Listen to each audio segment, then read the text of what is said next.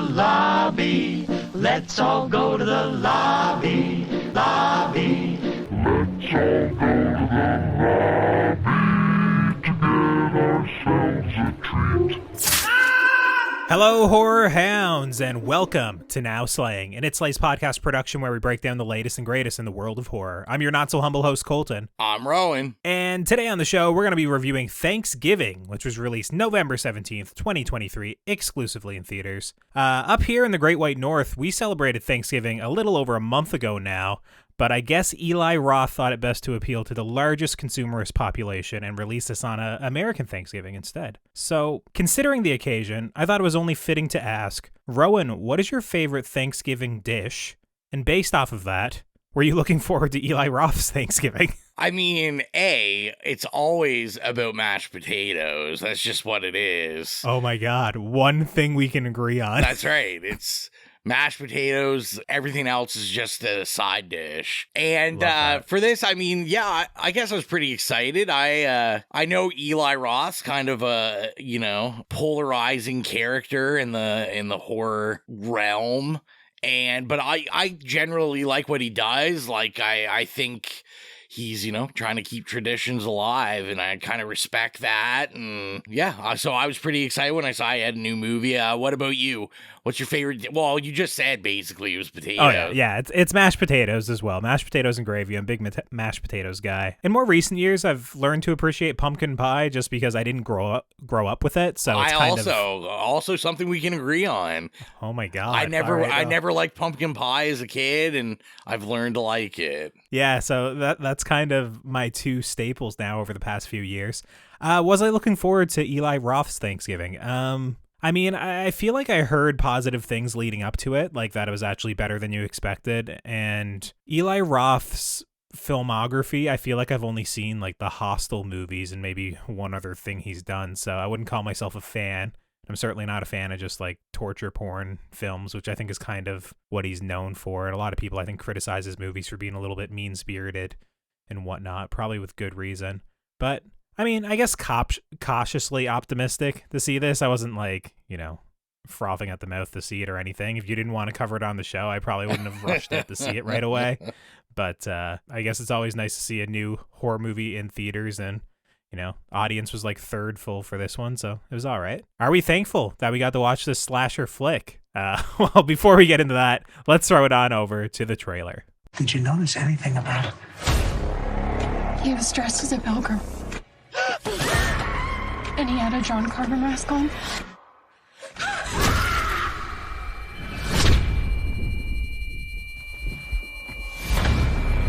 Someone's out for revenge, and they're turning it into a sick holiday game. Our names are at the table. These seats are for us.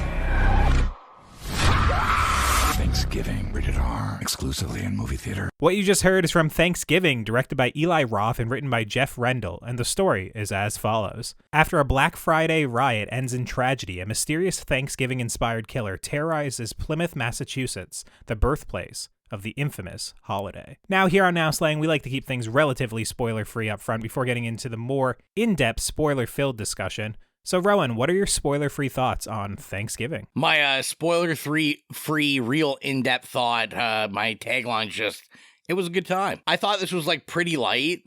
One thing that I appreciate, like I said, kind of in the intro with Eli Roth, kind of positioning himself, I think, the last couple years as this, steward of the horror genre. I was gonna say, I feel like his thing he's most famous for right now is he has the History of Horror television show that he does with AMC and Shudder, where he literally talks about the history of horror. It's on season 4 or 5 or something. Oh, geez, I don't even know about this. Okay. And it's a great show. He, everyone that has something to do with horror kind of is part of the show, and it's lots of interviews and talking about genres. But to me, it's kind of good that we have a guy like this doing a film like this, because I don't know about you, but the first thing I did was I checked out the runtime, and boy, oh boy, just what I wanted to see. Hour and a half, that's good with me. You keep doing this. You keep reporting the movie run lengths and then overinflating the other ones. This movie is an hour and 47 minutes. No, I thought it was like 130 something. No, 147. Oh, well, I felt like it was an hour and a half. That's all right. Okay. It felt, but I thought this was good. Like, I thought this was pretty, like, I wouldn't say it's very serious. I mean, obviously, if you've seen the trailer, like, it's pretty silly in design, which I think is a really good way to go with a slasher movie, because yeah, this is a little bit more like campier, a little bit more like a B horror movie almost. You know, I was actually thinking about something else that, you know I'm going to say the word and I'm going to watch, the goosebumps and you just shudder to yourself. I was thinking about Malignant when I was watching this. I was thinking about, and I've been a vocal person that likes Malignant, and I was thinking about how even campy Malignant kind of like really took itself like at least somewhat seriously. Like it's a little like dark and brooding in spots. Oh, I agree. I think it takes itself deathly seriously, actually, for like a good 90 minutes of that movie outside of the intro and then the twist. And I think was what I really, did enjoy about this was like literally from the beginning of this film, it's like, this is going to be campy, but we're never going to take ourselves seriously in this. We're going to hit you with like every trope, every red herring, anything we can do that makes you be like, oh yeah, I'm watching a horror slasher movie, which is what Eli, I think, does really at his best. This is why I think he has like a lot of fans of like Cabin Fever, things like that. Like this is what people like from Eli Roth, is when he's really in the zone of just kind of like being in tune with his audience and like winking at the audience. We were having the conversation before we were recording that my theater had up that this was only 14 on their kiosk, and we have confirmed it's rated R pretty much everywhere else. So shout out to New Minus in Nova Scotia, trying to get those Rowan's kids in. theater is just apparently letting minors into these movies all the time. I think Rowan just needs to get his eyes checked, or at least learn to figure out what the MPAA is and the Canadian rating system. But shout out to horror parents. There was a mom sitting behind me with a kid that at oldest was like 8 or 9 years old. And I love that for him. It was actually kind of funny because I'm pretty sure the mom was like falling asleep because she kept snoring. So, not only did the kid get to see it, he just basically got to experience all of this slasherness just basically by himself. So shout out to him. He was small enough that he also had a booster seat. Yeah, shout out I to don't those know guys. if you can let someone with a booster seat into an Eli Roth movie. That's I don't know. That's a bit tough to swallow here. But I thought it was pretty good. I thought I didn't recognize Patrick Dempsey from the trailers, and he's like Grey's Anatomy or something, isn't he, or something like that? Yeah, I know the name, but I'm not familiar with his work. And yeah, by a quick Google search, it seems Grey's Anatomy. Yeah, I was gonna say I feel like he's the McDreamy guy everyone always talks about. That was like his nickname when he was on that show. Okay. Gotcha. I thought that was interesting because I was kind of like, oh yeah, this guy kind of looks familiar, but there's a lot of like older women at this screening, and I could hear them be like, oh wait, that's McDreamy, and I was just like, oh, here we go, older women locked in. Grey's Anatomy audience. Were there any like young iPad kids loving Addison Rae, like that TikToker what's influencer, were they freaking out over Addison Rae? I feel like there wasn't a young enough crowd. I don't think we ever talked about it in any of the Now Slangs, but I know pretty much all the Cineplexes have rolled out that we sell booze in our theater now. Yeah. So I'm really seeing the older audience show up to movies now. There was a guy in my row that left at least 6 times just getting half cut. Just getting out of her. And you know what? I love that for him. Because this is the kind of movie you want to be half cut for. I think you had a great time. But yeah, I thought, this isn't necessarily like a jump scare movie or anything. You're getting what the trailer promised. It's a blood and guts slasher. Are we reinventing the wheel with this? Like, probably not. But I think it's a pretty like light time at the theater. Like, what are your like initial thoughts watching it? I would probably push back a little bit and say that it actually does have a lot of jump scares in it. I think yourself and I are probably just immune to jump scares, but my audience, there was a couple of shrieks and screams probably 3 or 4 times throughout it. As I mentioned, kind of off the mic, my audience was kind of punctuated by like loads of people that seemed to be on like a first date, like young 20 somethings, you know, where it's like, oh, what movie did you bring me to? Thanksgiving, what's this about? And then like, you know, basically them wanting to leave the theater when some of the slashing happened. But overall, I kind of agree. I think this is a good time. I think there's good amounts of gore. It's not too over the top, even though it is over the top at times. It's a good like a healthy amount that makes the audience squeamish, but like doesn't make anyone like lose their lunch, which with Eli Roth, you got to always be wary of that. There's the possibility that he just takes it a little bit too far. He is an edgelord, so yeah, and kind of like ruins the vibe, right? But I think this kind of kept it light. Like it was definitely gross at times, but it didn't linger or kind of, you know, it wasn't mean spirited, as I said that some of his other movies could be. I really liked the design of the killer in this movie. It's a very simple design that I'm sure we'll get into in the spoiler-filled discussion. My one little qualm with it is that you can very much see the physicality of the person that's wearing it.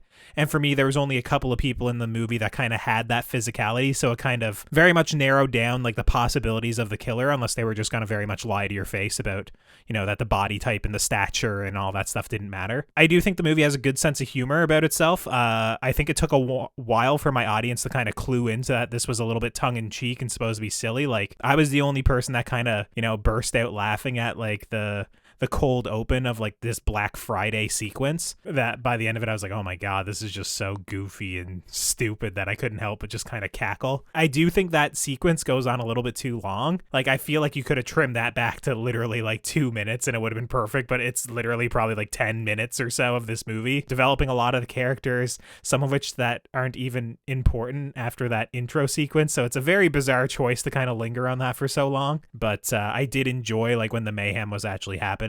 And I will say, weirdly enough, maybe I'm just stupid, but I thought the movie did a decent enough job of misdirecting who I believe to be the killer. There was at least 3 or 4 people that had believable motivations, and the person that wound up being the killer, or the people that wound up being the killer, I did suspect, but it was the type of thing where it was like, hey, it was smart enough that I was never 100% certain on who it or they were. So I thought that was pretty well done. Overall, I do think it does lose a little bit of steam in the third act. There's something that the movie's kind of setting up throughout it that I thought was going to be a really crazy payoff, like a really twisted sequence. And I feel like the movie kind of leaves that scene or that sequence a little bit too early, that it felt a little bit like anticlimactic in a way. But yeah, all in all, I thought this was pretty good, pretty decent watch. I enjoyed myself as well. I probably would recommend you go check it out. I don't know if you have to rush to theaters to see it. I mean, it's not like amazing or anything, but you know, I enjoyed myself at an hour and 47 minutes. It didn't feel long. It's not an hour and 20 minutes. Not an hour and 20 minutes, as Rowan wants to say. Maybe even an hour and 15 by the end of the episode. But you know, I thought it was good. I thought it was a good time. Rowan, would you recommend it? Yeah, I think I'd recommend it. You know, I was thinking about, you know, what else we've kind of seen in the theater this year. And I was thinking, I guess still my bewilderment on how positive everyone still is on The Nun 2. I don't really know what happened there. Is there a growing fan base for I mean, The I Nun just 2? feel like Have you been people, seeing it? I just feel like, I guess maybe just because it was somewhat better than the first one, people were like, I guess, and that first one's so terrible. But It was better than the first Yes. one. It definitely was. But, you know, I just think about this film and like what this film is, and for that I've kind of got to recommend it. I think go see in the theater, because you know, I think this is kind of, you know, is this the best example of like the very best slasher? Like, probably not, but this is what I think is like fun horror in the theater, like just stuff that I don't have to take too seriously, that's a little campy but is fun, has some gore. And you know, one of the notes I kind of thought about when watching this was, is this film like gore for gore's sakes? 100%. And I thought to myself, like, you know what? Sometimes that's not a bad thing. Like, I was just like, you know what? It was fun. It made people react in the theater, and everyone was laughing afterwards and having a good time. You could be like me, that was in total shock because you thought this movie was 14 and you're like, what the hell is happening right now? But yeah, no, I think I would definitely recommend it. I mean, I think you're right that, you're probably not going to lose sleep if you wait till this comes to streaming. But, if you need something to do, if you need to go on a date, obviously this is the film to go see. Maybe for the Americans listening, just take your whole family next weekend. Absolutely. Yeah. Yes. Grandma will love it. I still love that you're watching this movie. Numerous F-bombs. They're just cursing all the time. There's literally decapitations and entrails hanging out. Rowan's like, man, PG-14's going hard these days. Like, I'm just dead inside. I think that's what we're learning. Yeah, you're a little bit broken. Before we get into the spoiler fill discussion, I want to say that we've kind of mentioned a couple of times on this show about how there's not really too many slashers nowadays. Like, it's kind of like a horror genre that's kind of faded away, unless it's like Scream or something where it's kind of being meta. It's commenting on the fact that it is a slasher. It knows all the tropes. This is very much not one of those. This isn't really that smart. And it's not really commenting on the fact that it's a slasher or anybody knows what's going on. And I kind of do like that. I do think it kind of betrays some little slasher things. Like, it gets a little bit complicated just in terms of like the family dynamics and, motivations for different things that are happening. But all in all, I would like to see more slashers or more holiday themed slashers in this kind of vein with a similar tone. So yeah, I just kind of wanted to say that. Just say, hey, it's a slasher in 2023 that's not super meta and up its own ass and referencing A24 and making me upset for it. So, I got to give it props for that as well. So yeah, that's a recommendation from both of us, and we both love mashed potatoes. This is a glorious episode so far. So let's keep agreeing and cut to the spoiler discussion for Thanksgiving. We are now in the spoiler discussion for Thanksgiving, so if you've not seen Thanksgiving, it's time to tune out and come back once you've seen the movie, or keep listening if you simply don't care. Rowan, what do you want to start with? Do we just discuss the kills? Do we discuss the killer? I mean, let's talk about it all. Do? I was going to say, the biggest spoiler to me is I was really surprised that the killer in this, not only was it a turkey, but it could fit in a human costume. And I was like, how is this possible? Yeah, I did not have the monster, alien turkey as the killer, like just a weird third act twist, just coming out of nowhere. Just that was a good choice, props to Eli for doing that. We lie. Yeah. That would have, you know what? This movie kind of was missing a little bit of it needed a little bit more turkey. I understand there is, someone gets decapitated when they're in a turkey mascot, get up. That was kind of okay. And there was basically someone gets turned into a human turkey in the third act, basically. But I need a little bit more turkey. I need a little bit more gobble gobble. That was one thing this Thanksgiving movie was missing. Yeah, I 100%. Maybe some more mashed potatoes also. Let's add some mashed potatoes. I don't even know if I spied any mashed potatoes in this movie. I'm going to have to rewatch just to see that. What a shitty dinner this guy had planned. But no, you know what? I really liked how they really threw all the red herrings out in the first 10 minutes of the movie. It's we're going to show you all the characters and we're going to try to make everyone as suspicious as possible. They're going to give the dad was awesome. The dad, the most mischievous smile of all time. Are you talking about the one who owns Right Mart or the one who loses? Okay. Yeah. Rick Hoffman is the actor. Yeah. I was because of course, the minute I see him, I'm there's no way, this mustache, everything, this guy's got to be the killer. For me, I was oh, it has to be the other dad because he has the motivation where his wife was murdered by a shopping cart that scalped her in a Right Mart. I was okay, it has to be him. And I was oh, maybe not, though. Maybe it's the ex-boyfriend who has the golden arm and his hand got damaged. I guess that makes sense. Maybe it's both of them teaming up. It was so stupid. The movie just kept kind of pulling the wool over my eyes where I was there's so many people that it makes sense to be that I half expected it to be Murder on the Orient Express by the end and be hey, there was a half a dozen of us that were killers, just because it made so much sense for everybody. Now, that would have been a real twist if they had the detective come out at the end and... Oh, Kenneth Branagh walks out, curling his mustache. The only one with a better mustache than Rick Hoffman. But yeah, I did like all of that setup. Honestly, I basked in the first 20 minutes, because this is one of these films that I don't know if it was 20, probably I'm going to say 10, 15. You're going to tell me it was was like a half hour, like till we drop the actual title card in this. But we get this whole Black Friday scenario. Oh, you like that? Okay. Now, I will say that part was the kind of how you felt about the third act. I felt that could have been trimmed down a little bit, quite a lot to it, but I did like the fun because, of course, us in Canada, I like to see it because everyone in the theater, we're all just laughing. We're like, these Americans just stampeding everyone and everything. And yeah. I thought it was funny. Like, is it a brilliant commentary? No. Like, it's just, he did it just to do it. But, like, the actual mayhem in the store, like, I was giddy. I thought it was hilarious. I just think they could have done that just as successfully over, like, an opening credits. Like, if this was directed by Zack Snyder, who I do not want to give many props for, he just basically would have directed the shit out of this, and this whole, like, chaos opening scene would have been over credits, and then eventually, the credits or the music would cut off and it would descend into mayhem for a minute or two, and we'd be done. It'd be like, 4 or 5 minutes, perfect. And then you could still spend the time after the title card and everything kind of explaining like who these people were, how they were related, because they still do that as well, right? They still have kind of like the aftermath, like reviewing the footage, like watching what was gotten viral, who lost, their family members and stuff. They still do all of that. It's like it's a double helping basically of like in the beginning of like loading on all this like family drama and their interactions and about having them all have Thanksgiving dinner and all getting pulled away for different reasons, and then we see the mayhem ensue, and then we go back, and it almost like this movie kind of like restarts itself twice within like the first 15-20 minutes, because it just grinds everything to a halt again. And once again, we're learning now all of their interactions after like this Thanksgiving massacre essentially in the Black Friday Right Mart.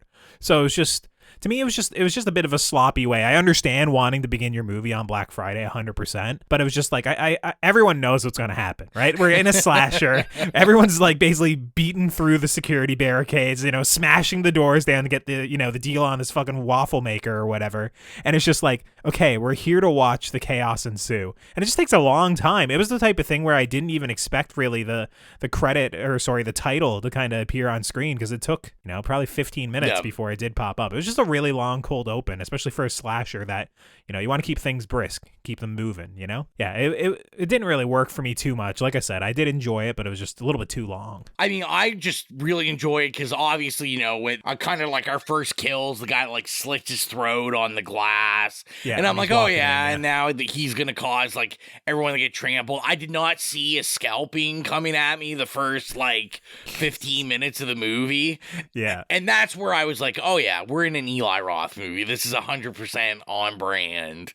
Oh yeah, there was loads of moments in this movie that I was like, yeah, this is an Eli Roth movie. Like, just let's go to like the first kill essentially in the movie, or the long sequence, which I don't know the character's name. I have no idea, but it's essentially this woman. She's running around in the diner. She gets her head dunked in like some warm water, then her cheek stuck to a walk-in fridge.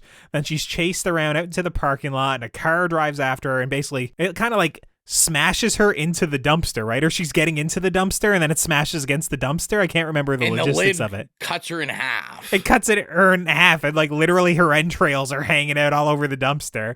And then it cuts to like basically showing her corpse impaled on like the Right Mart logo or something on the front of the building. And I was just like, all right, this is gnarly. Okay, this is definitely Eli Roth. But when I describe it, it sounds more disgusting than what it is. It's treated very much as like a comedic beat. Like when she's running 100%. away and like the dumpster like just cuts her in half, and it's so over the top that you can't help just kind of be like shocked, like, what the hell? Like, how is that even possible? It's just something that's so ridiculous that, it's funny to see and like perfectly, suited for a slasher movie. Yeah, well, and I thought it was kind of interesting because I was thinking about, obviously, while I was watching this, I'm thinking about, like, Hostel, Cabin Fever, like, this stuff. And like you said, it was kind of weird because I felt it was a little different for him on the fact that he never, like, overly lingers on the gore in this, which he normally does. Like you said, it's very, like, it's gory, but it's like everything's pretty quick. Everything's like played comedic and light.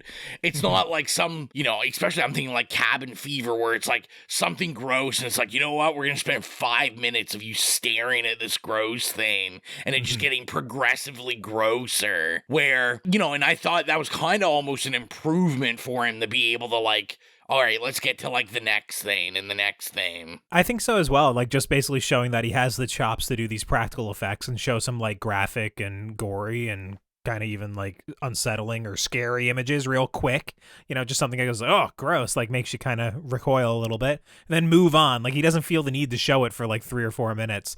Even some sequences, like basically kind of the main thing that the movie's building up to, which is like this dinner sequence that's kind of keeps getting hinted at and, teased throughout the movie. There's a couple of moments in that where he could have definitely made it a lot meaner than what it was. Yeah. And he kind of chooses to go in a different direction, which I wasn't really expecting. Like there's this one kid named Evan who is kind of like this aspiring like social media influencer. He's the one who captures the Black Friday massacre. And I was like, oh, you're going to really like do wrong by this kid. You're going to make it like super horrific. And don't get me wrong, he gets his head like, literally caved in by a meat pounder or meat tenderizer, whatever it is. And it is really gross, and like the sound design and all that, it definitely amps it up, but he doesn't like linger on it for like 5 or 10 seconds or something, right? The kid gets hit like 3 or 4 times and he gets his head pounded and you kind of see it through the lens of like the Instagram live, camera tripod, kind of commenting on like the kid capturing like the chaos of the Black Friday and all the horror of it and profiting off it. But it was the sort of thing where I was like, a more immature Eli Roth would have really lingered in this. You probably would have saw like the kid's eyeball fall out. It probably would have, would have been something like it would have just kept going on and on and on, right? But this was just kind of quick and brutal. In that sequence, weirdly enough, because I'm kind of praising him for letting it be quick and not too mean, I was let down by that sequence as a whole. I don't know if you were, but like you got like 4 or 5 people seated at this table, and I think literally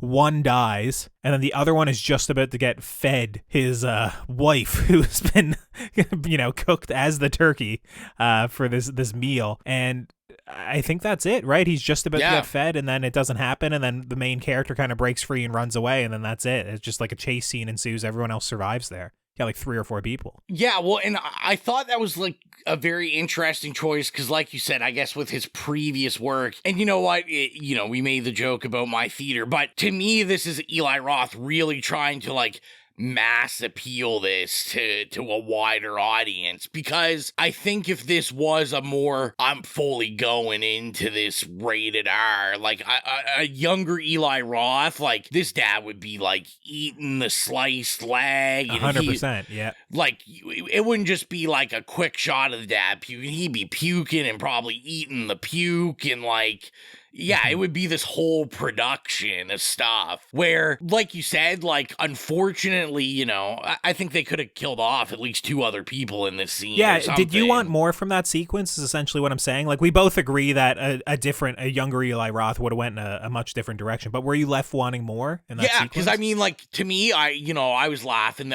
My theater erupted in laughter, like, when she's put in the oven and he puts in like the temperature thing and then it like pops up and everyone was like roaring laughing. But I'm like, all right, so we got him at this dinner table. Like, we're going to get a bunch of gags. Like, this is where's my gag with mashed potatoes? Where's my gag with, I saw him making cranberry sauce and automatically I'm like, oh, that's probably like blood or like something. Guts and stuff mixed in this. Yeah.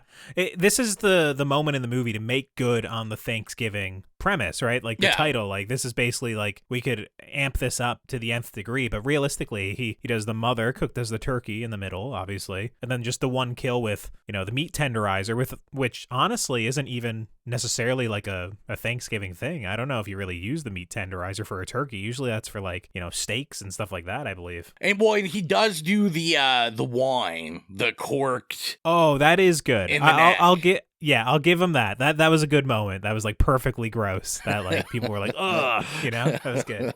But yeah, and I thought even like some of the other stuff, like we had to kill the security guard like in his house, and obviously I loved it. Shout out, this killer loves cats. Also, I know. I saw it. I was like, all right, Eli Roth, let's brutally murder this cat. No, I might have just walked out of the film and been like, no, this is a big fat 0. But The killer makes sure the kitty's fed. That's great. He can eat the owner later when his body's rotting or whatnot. Yeah. But, and, you know, I thought it was interesting because I think this is probably, you know, I'm really trying to think the last movie direct. Like, so this is probably his first foray in a movie involving like social media. We're dealing with like a YouTube and kind of like Instagram live stuff. That stuff always worries me in horror movies because, you know, we kind of, when we did Talk to Me, we kind of talked about like very few directors and writers seem to be able to use social media in horror like properly. Mm-hmm.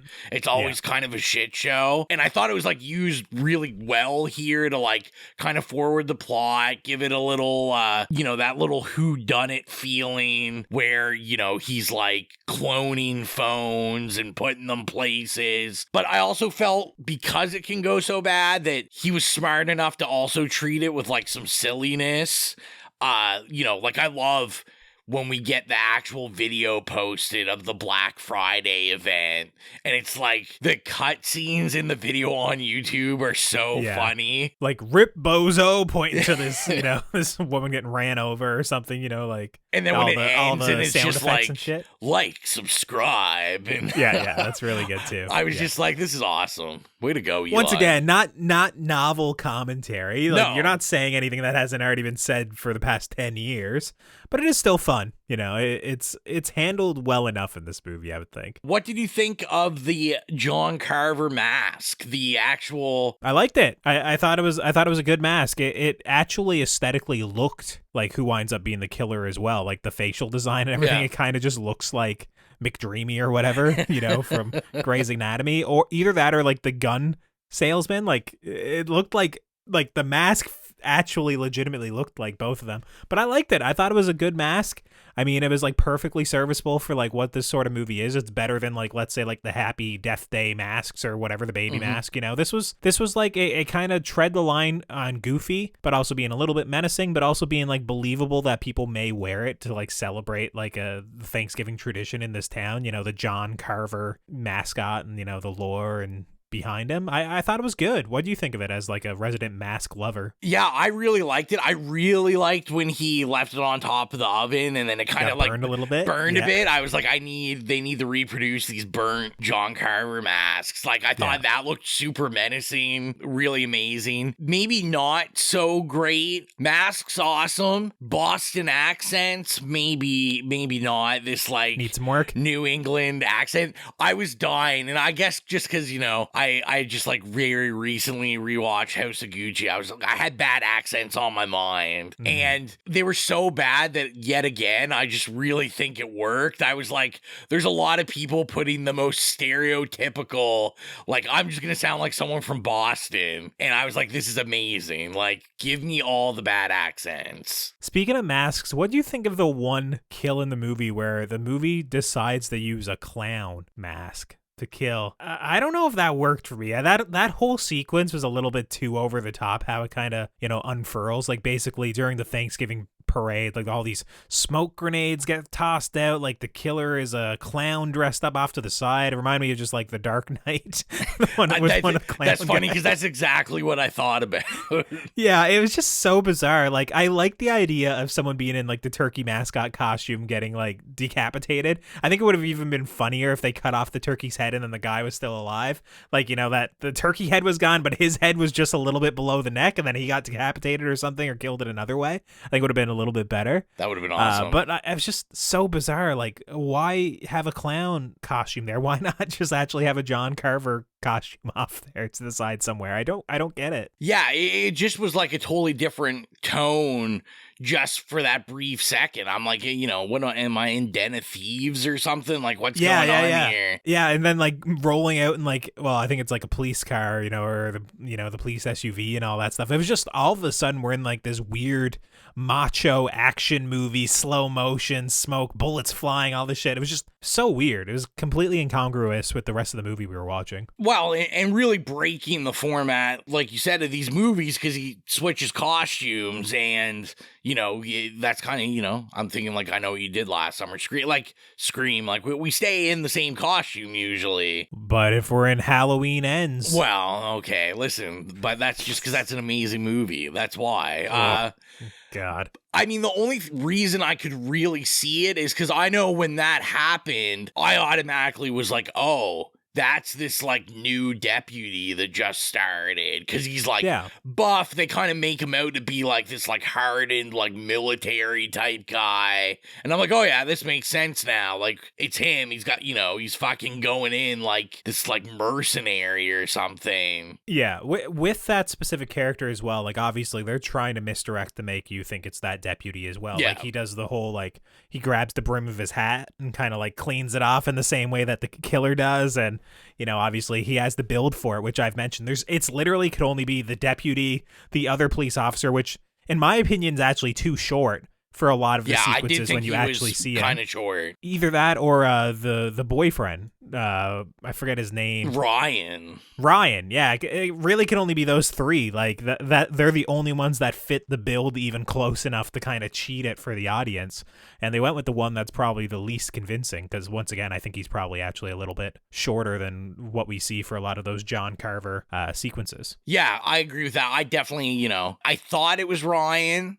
And I am kind of glad they didn't do that. Once we got introduced to that character, I'm like, oh, okay, we're going to do like some sort of like Scream thing here where it's going to be like a nod. It's going to be the boyfriend. I thought it was going to be both the boyfriends, to tell you the truth. Well, at a certain point, which once again is the fucking Scream thing. But it was just like, once again, this movie does a good enough job that I just like, I had myself convinced half a dozen times it was different people. And then also it was like, well, yeah, if they say it's this person right now, I could still pat myself on the back and say I was smart enough to figure it out, you know? That whole kind of third act, or it's not really the third act because that's definitely when you go to the Thanksgiving dinner, but after that, when you go back to kind of the warehouse where like the Thanksgiving floats were, I do think the movie's a little bit worse in that whole sequence there. I agree with that. It just felt like it took away from the Thanksgiving theme a little bit. It just wound up feeling like almost like a cop procedural, like she's just getting interrogated, and obviously the killer in this movie is a cop, but it was just, I feel like there was still a better way you could have got there without literally it devolving into an interrogation scene set in a warehouse with a shootout and all this stuff. You know, it was a bit much. I do like the reveal of her recording him with the phone that was in evidence. That was really good, or live streaming it. That was good. And obviously it's great seeing him get blown up by a huge Thanksgiving turkey just filled with hydrogen. That was, you know, a lot of fun. But that whole like or little did dun dun dun. Well, yeah, well that's the thing. There was no body, which is perfect because there could be another Thanksgiving movie where he can come back and keep it burnt, you know, which is great, you know, just like The Mask. So I'm fine with that as well. But it was just, there was a couple like little bumps throughout, and that was just like, I didn't like that creative decision too much. I didn't like the clown. I thought the beginning was too long, but all in all, it was a good time for sure. What I will say real quick is it actually ends with the traditional slasher jump scare as well, where you think the evil has been defeated, you know, our heroine is safe. Oh, there's something that's a little bit strange. Weird jump scare all of a sudden, you know, that just ends the movie, like, which I applauded for. I love when, you know, slashers do that. Not only weird jump scare, but weird jump scare that's then rolled into, oh, it's probably just a dream, which yes. I took as a giant Friday the 13th shout out. Oh, 100%. Yeah. Like, love it. Yeah, it's definitely what it's going for. That's just literally text. That's what they're doing. Thank you, Eli. But yeah, if you're new to the podcast, our review rubric is nay, okay, yay, or slay. So, Rowan, what would you give Thanksgiving? I think I gotta give it a yay. Like, I was kind of torn between, like, because I was like, it's good. I was like, how good is it? But, like, I just really don't know, especially in, like, a slasher genre now. Like, I don't know really much else I could ask for. Like, executed what I thought was pretty well executed. Like, there's not much he could do, little tweaks to make it a little better. But, you know, I had a good time. I'd probably be pretty excited to see this again, and like see it with people that haven't seen it, and just so I can see them laugh and kind of be in shock, so I can also trick them and be like, this movie's only rated G, actually. And let's see what you think about this. But yeah, like I thought it was pretty fun. Another movie just promising on the original premise, because we didn't bring it up, but, this was a fake trailer in the Grindhouse movies. Yes. So I'm thinking about, Hobo with a Shotgun, which is another favorite of mine that I love. And yet again, we get another movie. I never did see the Rob Zombie one that he did. I think it was a cartoon, and I never saw it. So I don't know if that was any good. But, for a fake trailer that people have just kind of been clamoring for since they saw it, I think Eli Roth made pretty good with it. And we never even talked about that trampoline sequence that's, it's at least on the cover of it, but yeah, which was a fun little sequence for sure. There's loads of little fun kills in this movie. So, even if you spoiled yourself with the spoiler-filled discussion, I mean, we never discussed every single kill, so there'll still be some surprises in there for you. But yeah, like I said, I got to give it a yay. I had a really good time with it, and I think this is, there's not really any Thanksgiving horror movies, really. I know there's like a holiday anthology movie that has a Thanksgiving one in it, and I think that's pretty much like it. So I think, he was smart. Attack a holiday that isn't really talked about much in horror movies, and I'm sure people will pull this out every Thanksgiving now for a good time. So what would you rate it, Colton? Yeah, I'm gonna give this a yay as well. I thought it was a good time. I love this. I love it. I thought it was a good time overall. This is one of those slashers where if you don't want your slashers nowadays to be meta, kind of commenting on itself, basically doing what Scream does, I think this is about as good as you can get. I still think obviously there's some room for improvement. As I mentioned, I think the cold open's too long. I think the third act's a little bit sloppy and doesn't really pay off like kind of what I was looking for the third act. But all in all, this was a good time. This is like good, dumb fun. I'm kind of impressed with Eli Roth here. I honestly thought it was just going to be a little bit more mean-spirited, a little bit more of like torture porny or full of gore. And honestly, I just came out of it basically like, yeah, that was good. Wasn't great. It was good. I enjoyed it, And I do think John Carver, this killer pilgrim, is fun. I think it's a fun slasher character, and I hope we get a few more of these in a couple of years. I hope it does well enough, that we get a Thanksgiving 2 or whatever you want to call it in, a year or two. This is the best hour and 10 minutes you've ever spent, so... Oh, God. Well, if you made it this far and you're not following us already on our socials at It Slays Podcast, you can do so on Instagram, Facebook, Twitter, Slasher, Letterboxd, Threads, Blue Sky. If there's a social media, we're probably there at It Slays Podcast. And if you want to help support the show financially, like our horror hounds, Holly, Nicholas, Patrick, Mark, Stephen, Joy, Carvey, and Dan, gain access to the Patreon exclusive show Stream Screams and get episodes of the main show 48 hours early, be sure to head on over to patreon.com/itslayspodcast and choose whatever tier works best for you. Now, Rowan, go ahead and plug the playlist. I don't think there's really the only thing kind of missing this, right? is some signature music, so they got to bring some in for the second one. Killer soundtrack is definitely missing from this one. Although it did end off with a banger at the end there. I was like walking into the theater, but I thought I heard like it was like some Ramones or like something playing. Okay, I don't recall now, but yeah, I'll believe you. It was like some like 70s, 80s punk song, so I'm into that. But yeah, go to Spotify to the It Slays Podcast Horrific playlist. If you have any problems finding it, you can go to any of the social media that Colton talked about.